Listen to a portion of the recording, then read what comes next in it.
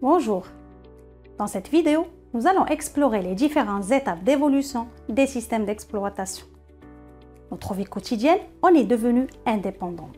Les systèmes d'exploitation sont indispensables pour le fonctionnement de nos ordinateurs, nos portables, bref, les appareils et les infrastructures que nous utilisons tous les jours. Cependant, comme tout le reste, ils n'ont pas toujours été là. Les systèmes d'exploitation ont eu une origine et une histoire qui, comme ils ne pouvaient pas en être autrement, sont étroitement liés au développement de l'informatique même. Dans cette capsule, nous verrons très brièvement comment les premiers systèmes d'exploitation ont été et comment ils se sont développés au fil du temps. On peut très schématiquement distinguer trois phases dans l'histoire des débuts des systèmes d'exploitation. Les premiers ordinateurs étaient des instruments d'expérimentation pour les chercheurs. La question de l'efficacité ne se posait guère et les utilisateurs devaient apprendre à mettre au point leur programme au contact direct de la machine. C'est pour cela que nous appelons cette phase la phase de préhistoire, car l'accès à un ordinateur se faisait en accès direct sans présence d'un système d'exploitation. Les premiers ordinateurs n'avaient pas à proprement parler de système d'exploitation. Et cette situation dura de 1949 avec les premières machines à programme enregistrées jusqu'en 1956. Les premières machines à calculer étaient construites à l'aide des tubes à vide. Tubes électroniques, c'est une espèce de grosse lampe. Ces machines, énormes, remplissaient des salles. Elles sont moins rapides qu'une calculatrice de nos jours. Toute la préparation se faisait manuellement et les entrées-sorties sont très limitées. Le programmeur opère avec la machine par interaction directe. Il devait faire ainsi beaucoup de manipulations qui étaient trop lourdes.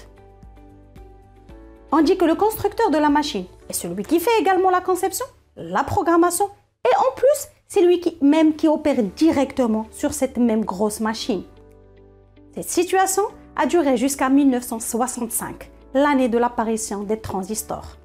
C'est véritablement le début des systèmes d'exploitation en tel que tel, avec l'apparition des cartes perforées qui sont des programmes que nous pouvons charger et décharger en entrée-sortie de l'ordinateur.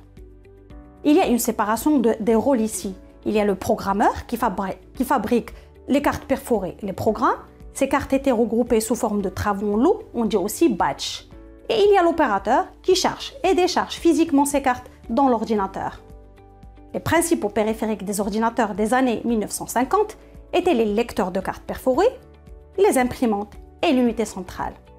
Le système d'exploitation gérait alors la mémoire de l'ordinateur, les processus, c'est-à-dire les programmes chargés en cours d'exécution, et ces fameux entrées-sorties, c'est-à-dire la lecture des cartes et l'écriture des résultats via les imprimantes sur ce que nous appelons des listings, que l'opérateur va trier pour qu'enfin le programmeur pourra récolter le résultat de l'exécution après plusieurs heures d'attente.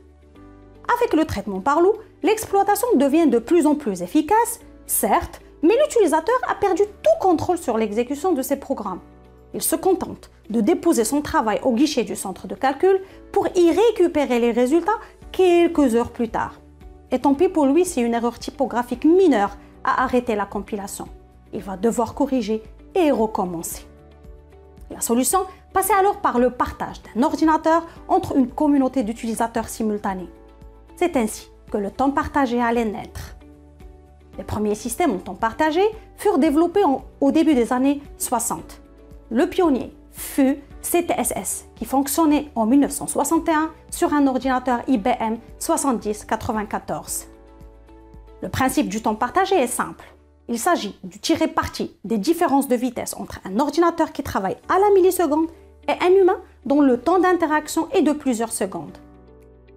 L'ordinateur fonctionnait alors comme un grand maître d'échecs jouant des parties simultanées. Lorsqu'il a traité la requête d'un utilisateur, il passe à celle de l'utilisateur suivant, puis à un autre, et ainsi de suite. La conservation des programmes et des données de nombreux utilisateurs imposait alors de disposer d'une mémoire. Et des terminaux redonnaient à l'utilisateur le pouvoir de déclencher des travaux par la frappe de la commande et de recevoir les résultats de l'exécution de ces travaux. Le principal apport de CTSS fut de montrer que l'idée du temps partagé était réalisable. Et depuis, un grand développement de systèmes d'exploitation a marqué l'histoire. Mais les phénomènes marquants dans les années 70 est la large diffusion des ordinateurs personnels à la suite de la réalisation des premiers microprocesseurs. qui est un processeur miniaturisé qui tient dans un seul circuit intégré. Il gère l'exécution des instructions de l'ordinateur. À sa création en 1970, le processeur était capable d'effectuer quelques dizaines de milliers d'instructions par seconde. Aujourd'hui, il en traite plus de 10 milliards par seconde. C'est ainsi qu'à partir de 1977, les ordinateurs tout montés devinrent prédominants. En 1981, la société IBM, consciente de l'importance croissante de l'informatique individuelle, mettait sur le marché l'ordinateur PC, Personal Computer. IBM s'est mis à la recherche d'un système d'exploitation alors qu'il pourrait effectivement fournir à IBM pour le lancement de l'IBM PC. C'est ainsi que IBM fait appel à la société Microsoft, récemment créée par Bill Gates et Paul Allen, qui ont créé en 1979 le système MS-DOS. Il s'agit d'un système fonctionnant en mode réel, monotâche et mono-utilisateur, et il est équipé par défaut d'une interface en ligne de commande, mais qui marqua le début de la fortune de Microsoft. Des années 1980 au début des années 1990, il a été le système le plus utilisé sur compatible PC, avant d'être progressivement remplacé par des systèmes d'exploitation plus évolués, notamment Windows.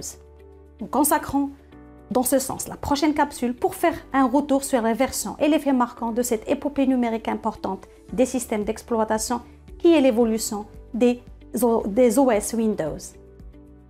Les utilisateurs et humains que nous sommes ont tendance à vite oublier à quel point nos systèmes d'exploitation ont su évoluer pour s'adapter au plus grand nombre. Autrefois réservé à quelques professionnels et passionnés, l'outil informatique est désormais omniprésent et obligatoire. Sur ce, c'est la fin de cette capsule et au plaisir de vous rencontrer à une autre vidéo.